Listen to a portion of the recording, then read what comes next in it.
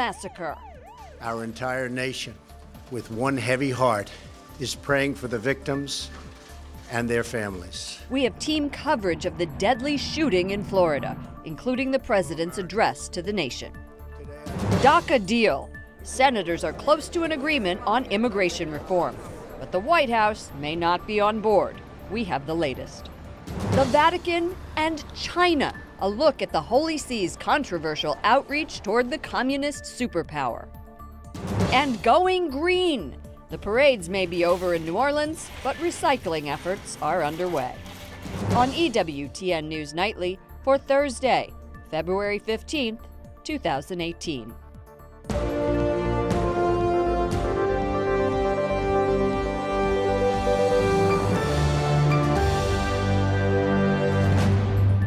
No parent should ever have to fear for their sons and daughters when they kiss them goodbye in the morning. A poignant message from the Commander-in-Chief this evening as the world mourns for 17 students gunned down by an ex-student at a high school in Florida. Witnesses are telling horror stories of the Ash Wednesday shooting and its aftermath. Look at this photo of a woman with ashes comforting another while sobbing over the loss of life. Good evening from Washington, D.C. Thank you to those of you joining us from around the world for news from a Catholic perspective. I'm Lauren Ashburn. Now begins the oh-so-familiar ritual of public consolation, need for mental health funding, calls for changes in our gun policy. Questions remain about why the 19-year-old opened fire at his former high school, where he had been expelled. And we now know the FBI was warned last year after a teenager with the same name posted a disturbing comment on YouTube. We have team coverage this evening, including more on the president's address to the nation with White House correspondent Mark Irons. But first, we begin with correspondent Wyatt Goolsby with the very latest in the investigation. Good evening, Wyatt. Good evening, Lauren. We are learning more about that gunman who was taken into custody after the bullets rained down. Nicholas Jacob Cruz is an orphan with a troubled past, including taking part in drills with a white nationalist group. Tonight, Cruz is being held without bond on 17 counts of premeditated murder. The young man accused of carrying out the deadliest school shooting in the U.S. in the last 5 years is behind bars in Broward County, Florida. Investigators are looking into Nicholas Cruz's past, including his gun-related posts on social media. They believe the AR-15 rifle Cruz used on Wednesday was his own. An attorney for the family that took the high school dropout into their home says they are horrified. They saw some depression. Obviously, he'd lost his mom, but they helped him get a job at a Dollar Tree store. They got him going to an adult education so he could try to get his GED, and he seemed to be doing better. But he wasn't. On Wednesday afternoon, authorities believe Cruz pulled the fire alarm at his old school, Marjorie Stoneman Douglas High School, to draw out as many as possible. You see it on the news, you see it everywhere, and you don't think this is not good. You think it's not going to happen to you, but until it happens, you're just like, this is terrible. Students like Kelsey Friend lost their teachers and fellow students. 17 died. Dozens more were injured. On Valentine's Day, everyone was happy, spreading love, and it just crashed down so quick. No one deserves this. Now the school remains closed, and the South Florida community and the country is mourning. Archbishop Thomas Winsky of Miami is calling on everyone to come together. He says with God's help, we can remain strong and resolute to resist evil in all its manifestations. Pope Francis is also sending his condolences to the victims of the shooting. The Vatican says the Holy Father is deeply saddened and is praying that, quote, such senseless acts of violence may cease. Lauren. Correspondent Wyatt Goolsby reporting. Thank you, Wyatt. President Trump says he's planning to visit Parkland, Florida. Today, the president struck a solemn tone in his address to the nation. He offered prayers and a promise to address the issue of mental health. White House correspondent Mark Irons reports. Good evening, Mark. Good evening, Lauren. President Trump says we must keep children safe and work together to create a culture that embraces the dignity of life. His speech today included biblical themes and focused on consoling the country. Let us pray for healing and for peace. The president turning to God in the wake of the school shooting. In these moments of heartache and darkness, we hold on to God's word in Scripture. I have heard your prayer and seen your tears. I will heal you. His message inside the White House comes as outside. The flag flies at half-staff, signaling a nation in mourning. President Trump didn't demand changes to gun policy today, but said he is committed to tackling the difficult issue of mental health. He also promised to focus on school security. It is not enough to simply take actions that make us feel like we are making a difference. We must actually make that difference. The president will game plan this month with governors and state attorneys general to find solutions. U.S. Attorney General Jeff Sessions says we need to keep guns from dangerous people like criminals and the mentally ill. I think we can and we must do better. We owe it to every one of those kids crying outside their school yesterday and all those who never made it out of that school. Today, the president's message for America's children: you were never alone and never will be. You have people who care about you, who love you, and who will do anything at all to protect you.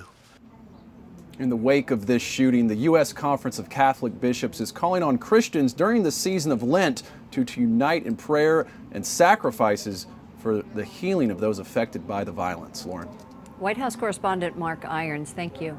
At the Capitol, the usual divisions over gun laws emerged. Today on the Senate floor, Marco Rubio of Florida made a plea.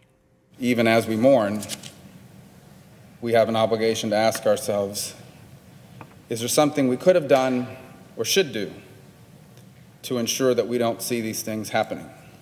Democrats criticized Republicans for not addressing the issue of gun control. Congressman Seth Moulton of Massachusetts tweeted, "I agree with every word President Trump said here. I invite him to get off his behind and join me in trying to do something about it." President Trump is threatening to veto a bipartisan Senate immigration deal. The White House calls the deal struck by 16 senators, quote, dangerous policy. Let's go to Capitol Hill correspondent Jason Calvi. Good evening, Jason. Some breaking news, Lauren. The bipartisan plan was shot down by the Senate. It would have provided $25 billion to beef up border security and build a wall. It also would grant a pathway to citizenship for 1.8 million Dreamers. Those are those immigrants brought to the United States illegally as children. But it wouldn't have allowed them to sponsor their parents. And that was a hard pill to swallow for one Dreamer I met. Just thinking about that, breaks my heart. My parents would be going back to a place where there's violence going on, where there's shootings, people getting robbed. Susana Neva came to the United States from Mexico 25 years ago. Today, she and a Catholic priest from Washington, D.C. made a last pitch to lawmakers for those Dreamers. The Department of Homeland Security condemned the bipartisan deal, saying it would have created mass amnesty for 10 million. Now, a senior Republican senator who's pushing a proposal of his own agrees. I understand from what my staff has told me that it would basically legalize everybody being in the country before July 2018. It seems to me that that's an encouragement for other people quickly to get to this country. This week, an open-ended debate on this issue was supposed to take place on the Senate floor, but the chamber has been mostly empty. Most of the action has been behind closed doors as various groups of lawmakers were crafting their proposals. Now, Senate leaders scheduled a number of votes today, including on Trump's immigration proposal, along with that bipartisan compromise, which was just shot down, and two other measures. One of the others that was shot down comes from Republican Senator Pat Toomey. It would have banned federal funds from going to so-called sanctuary cities that don't enforce federal immigration laws. Lauren? Okay, so let's be clear. One was shot down. There are other deals. Which one has the most support? Actually, 3 have been shot down as we speak right now. The bipartisan proposal got 54 votes for it, 45 against, and that's the same amount that Toomey's bill, that's the Sanctuary Cities bill, that's the same amount that bill got, 54 for and 45 against. So right now, no consensus on the Senate floor on immigration. It needs 60 votes to pass, and none of them have reached that mark. So now what? They're going to keep on voting. Right now, they're going to be voting on the Trump proposal, which will shield an estimated 1.8 million dreamers and will also pump $25 billion into border security, including that wall. Capitol Hill correspondent Jason Calvi. Thank you, Jason. Secretary of Veterans Affairs David Shulkin says he will repay parts of his taxpayer-funded trip to Europe last summer. I do recognize the optics of this are not good. I accept responsibility for that. Shulkin says he will do whatever he has to make it right. He was acting on the recommendation of a government investigation. The report says Shulkin should reimburse more than $4,000 for his wife's travel to Wimbledon. Defense Secretary James Mattis says the U.S. and Turkey are having an open dialogue about fighting in Syria and are finding common ground. We talked here yesterday for an extended period. We're coming together on what we can do together. The two countries have growing differences. Turkey has asked the U.S. to end its support of Kurdish rebels in the region. Ankara considers those fighters a terror group.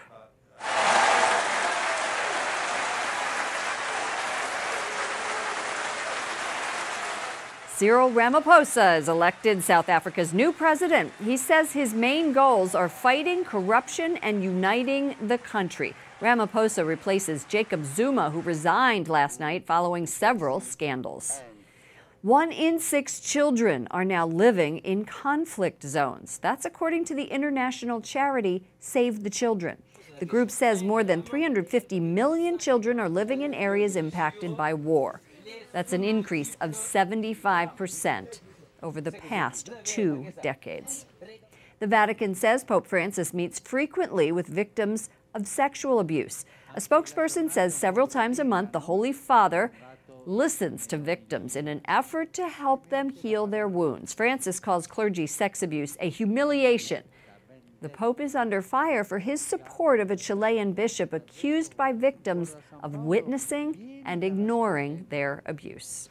Hong Kong's retired bishop is warning a deal between the Vatican and China could place the country's Catholic followers in a birdcage.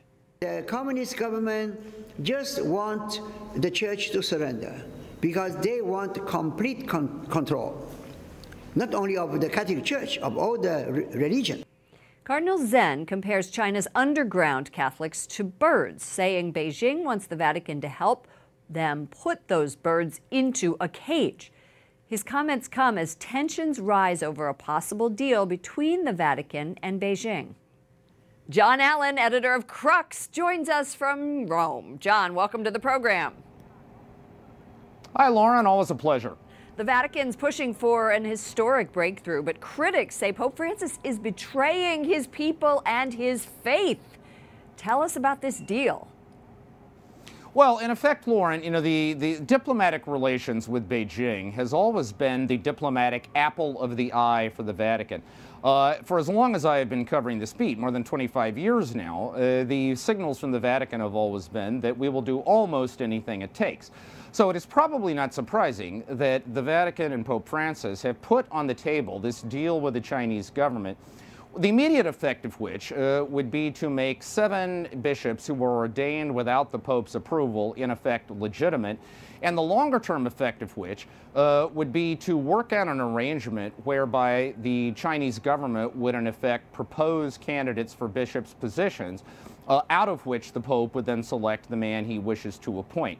As you indicate, Lauren, fans of this agreement will say, look, the Vatican has to be in conversation with China. It is an emerging superpower. Plus, this is going to give the Vatican more leverage to protect the Catholics, roughly 13 million, who are on the ground in China, because now they will have a kind of more thorough legal status.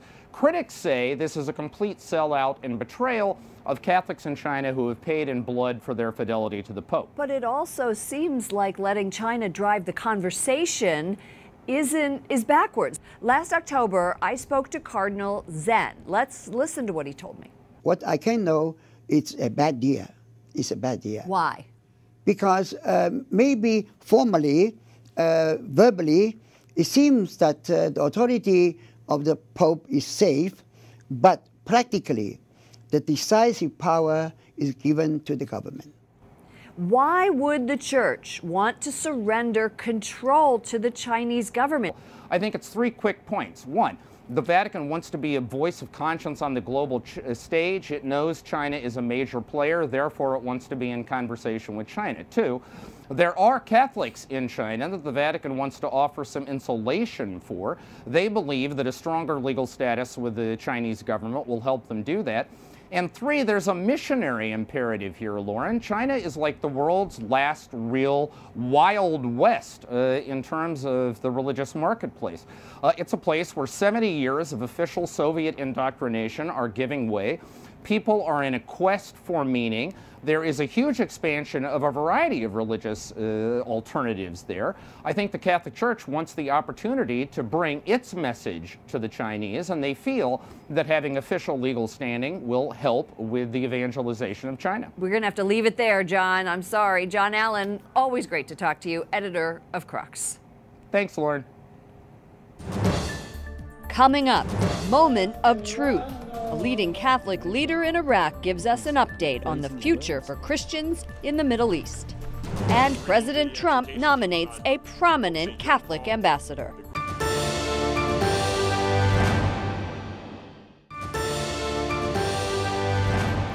Today, the White House honors civil rights leader and pioneer in the women's suffrage movement, Susan B. Anthony. On her birthday, the press office writes, she reminds us that securing equal rights for all people includes preserving and advocating for the preciousness and sanctity of all human life, including the unborn. Yesterday, during a meeting in Kuwait, Secretary of State Rex Tillerson pledged a $3 billion credit line to help Iraq rebuild.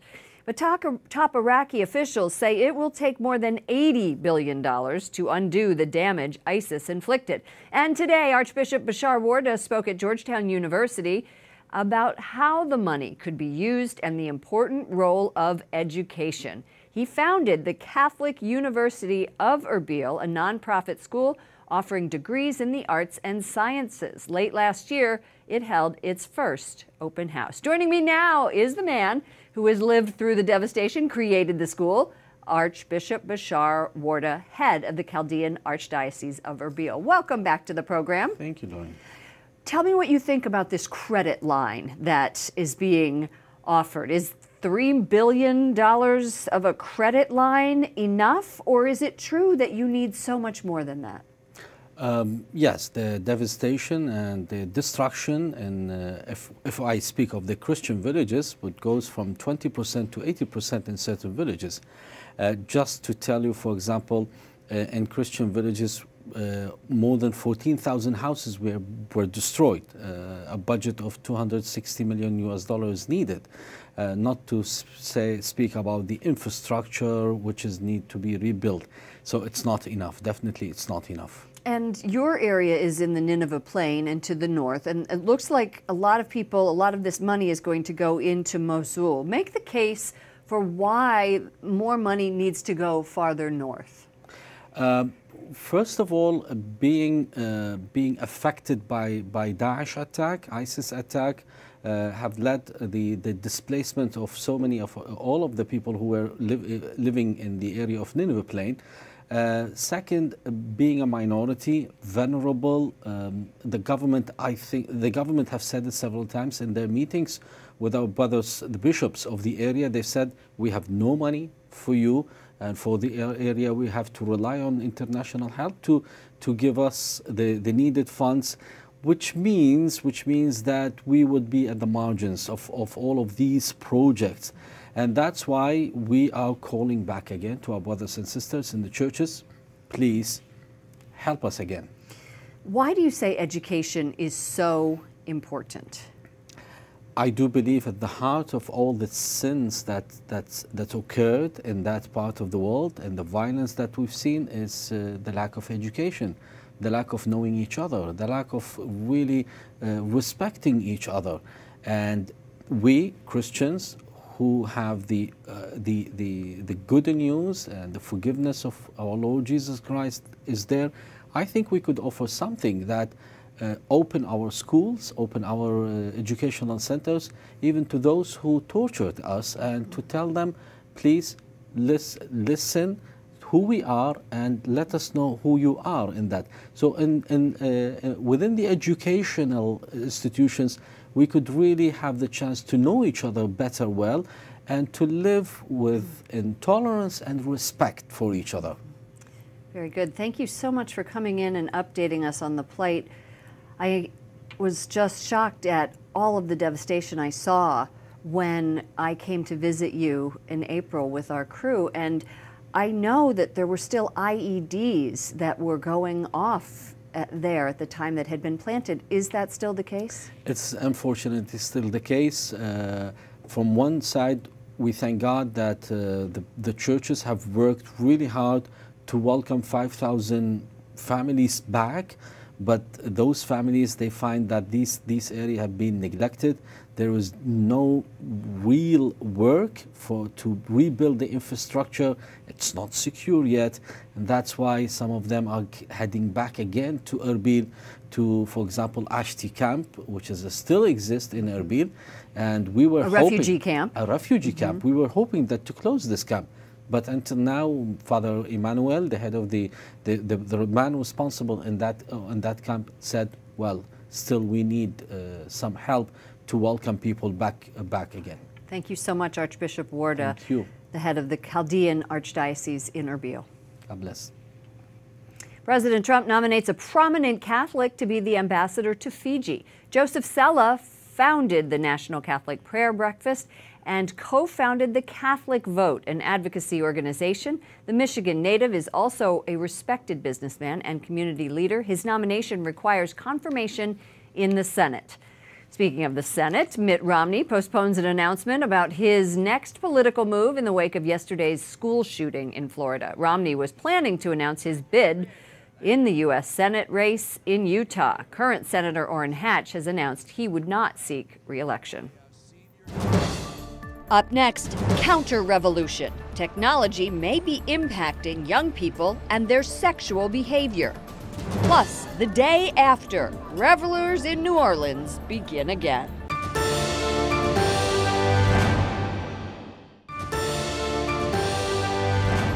At the Winter Games, Norway continues its lead with 17 medals. Germany, 15, Canada, 13, Netherlands, 12, and the U.S.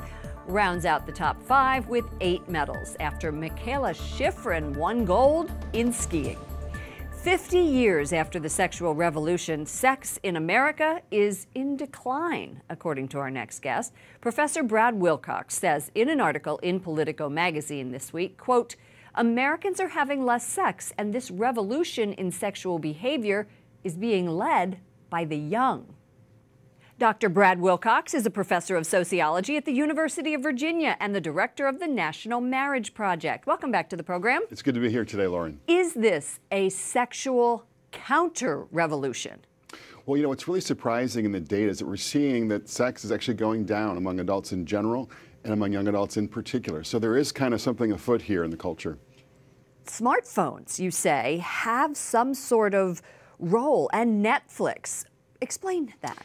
Well, you know, since about 2012, we've seen the share of younger adults who are not having sex go from about 10% to about 18%. That's a pretty big increase in folks who are not having sex. And we think that part of the story here is that younger adults are spending more time on their smartphones, on their screens, watching Netflix, watching pornography, and that sort of this electronic piece of the puzzle helps to explain why sex and even relationships are coming down among younger adults. Well, it seems to me that if that's happening, that means that our society is isolating more and more. Is that correct? That's exactly the concern that we have, is that these devices are making us less connected to one another in person, more connected online, but again, less likely to sort of hang out with friends in person, less likely to date, less likely to mate, and less likely to marry as well.